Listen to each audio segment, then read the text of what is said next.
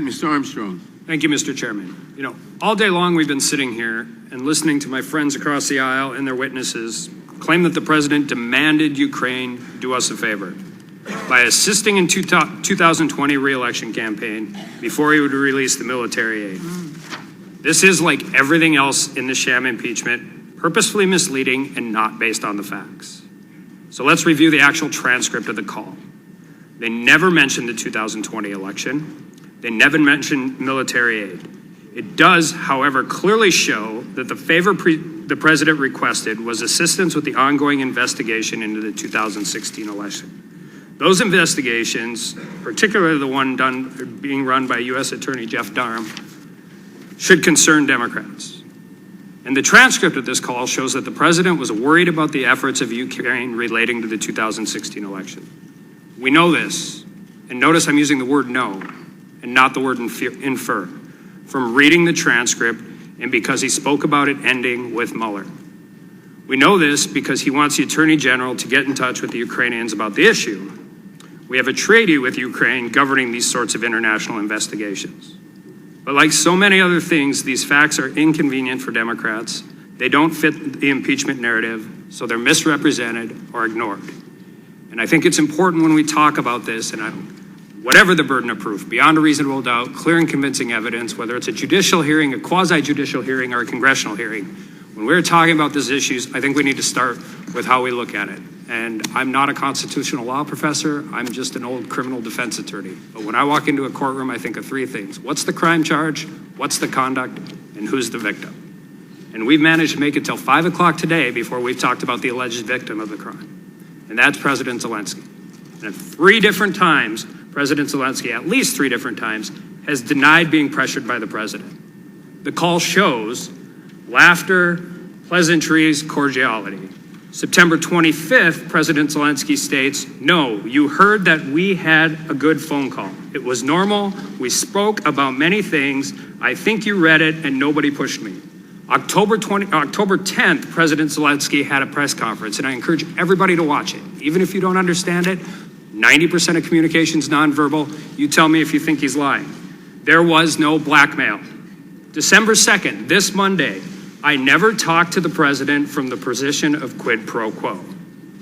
So we have the alleged victim of quid pro quo, bribery, extortion, whatever we're dealing with now today, repeatedly and adamantly shouting from the rooftops that he never felt pressure, that he was not the victim of anything.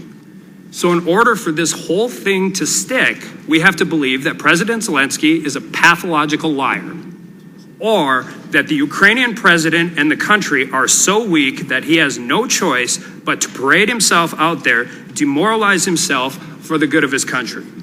Either of these two assertions weakens their countries and harms our efforts to help the Ukraine. And also begs the question of how on earth did President Zelensky withstand this illegal and impeachable pressure to begin with?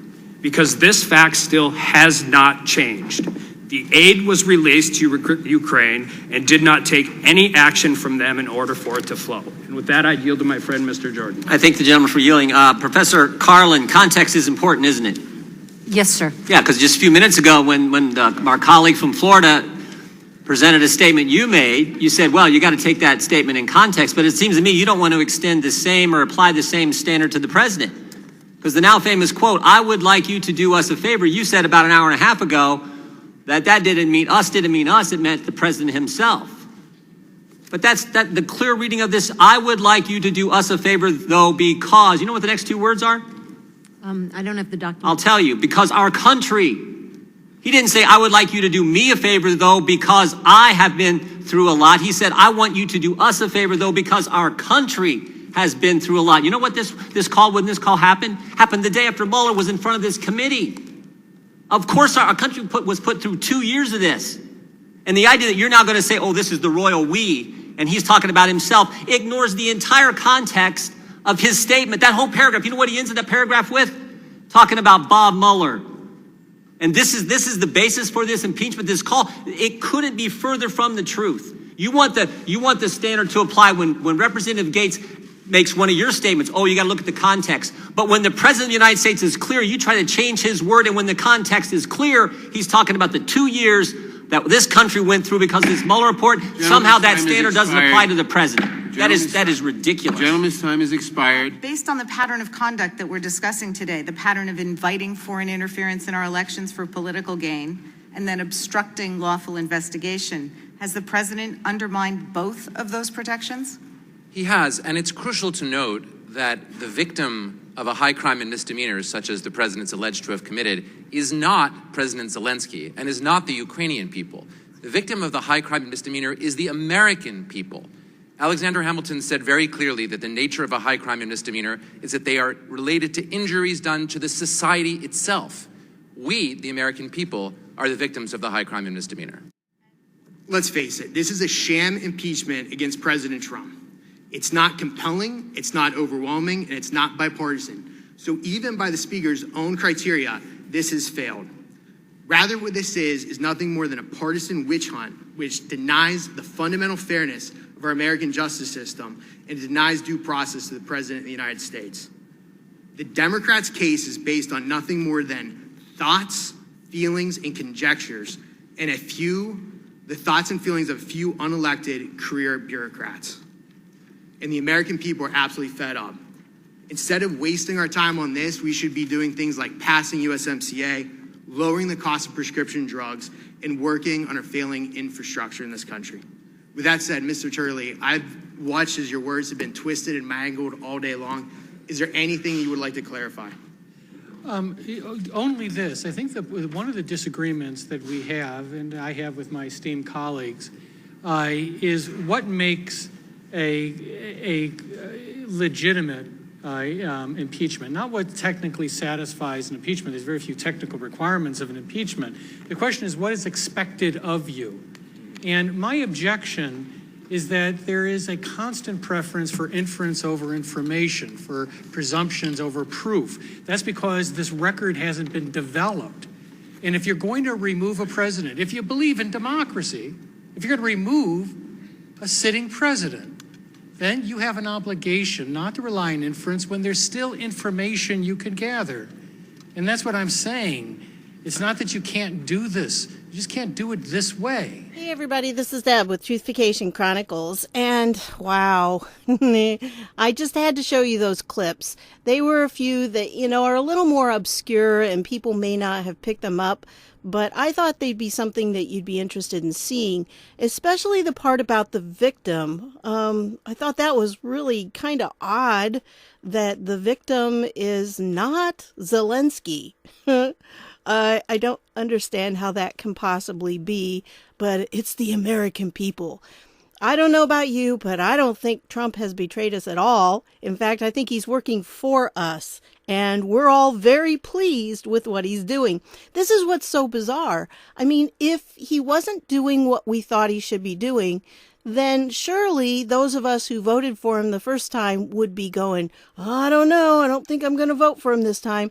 And that's not what's happening. In fact, more and more people are saying they're going to vote for him just because of all that he's been doing. Over 70% of the American people believe, as I said, what the president did was wrong. Over 70% of the American people believe, as I said, what the president did was wrong. Over 70% of the American people. So anyway, of course, you probably heard today that the White House, Cipollone, the lawyer, sent out a letter saying they're not going to participate. So, of course, I'm going to show you the letter. It's very, very short. And so this was, the article about it. And they do include Kelly O'Donnell's tweet there with the letter, but let me show it to you so you can actually see it. And so here it is, December 6th, and I told you he'd be sending out another letter. I kind of thought it'd be short, but this is really, really short. So here it is. Dear Chairman Nadler, as you know, your impeachment inquiry is completely baseless and has violated basic principles of due process and fundamental fairness. Nevertheless, the Speaker of the House yesterday ordered House Democrats to proceed with articles of impeachment before your committee has heard a single shred of evidence. House Democrats have wasted enough of America's time with this charade. You should end this inquiry now and not waste even more time with additional hearings. Adopting articles of impeachment would be a reckless abuse of power by House Democrats, and we heard Turley say that in that other video, and would constitute the most unjust, highly partisan, and unconstitutional attempt at impeachment in our nation's history. Whatever course you choose, as the president has recently stated, if you're going to impeach me, do it now, fast, so we can have a fair trial in the Senate, and so that our country can get back to business. That is so Trump. It really is. And of course, Cipollone, when he signs it, man, he puts his name out there nice and big and bold. Okay, so that's what he said. And of course, yes, that's what Trump is saying. You know what? I want a full trial. Now, this should not surprise any of us who have been following the 17th letter of the alphabet, because he said a long time ago, how do you enter evidence into the public eye? Well, you do it through courts and discovery. And oh, can you imagine what's going to happen? Because you know what? All that stuff that they have is going to start coming out. And the good guys have a lot of things to share, because they've been collecting all this for several years. They've been collecting. So it's going to be interesting. And I think they already have the CrowdStrike server, which is the DNC server. I think they already have, Hillary's server, and they've got a lot of stuff.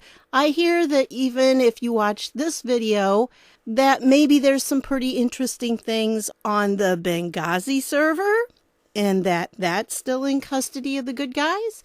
So could be really interesting, the stuff that comes out. So anyway, I thought I'd leave these articles down below for you, and I'll leave a link to this one. It was from a tweet, and so I just got it so you could see it full up, the big size. And so that's what I've got for you, and all those clips that I put in. I just wanted to share those with you because, sometimes we get focused on the people who are shown every night on the news or whatever. And there's a lot of Republicans who are just regular representatives who are trying to do the best job they can. And they're stepping up to the plate too. And that's why I wanted to show them to you, because it's not just, Jordan and Nunes. I mean, they're doing a great job for us, but there's a lot of others who are standing with them. And sometimes you get some pretty interesting things out of those people that you may not have ever heard of before. So anyway, that's what I wanted to share with you on this one. I am doing one on Pamela Karlan, who is the lady off of the panel that they had, but the day didn't quite go as I had planned on Friday, so it's not going to come out Saturday. Hopefully it'll come out Sunday morning. That's my goal. So anyway, that's what I've got to share with you on this one. I want to thank you for stopping by, and I'll see y'all later.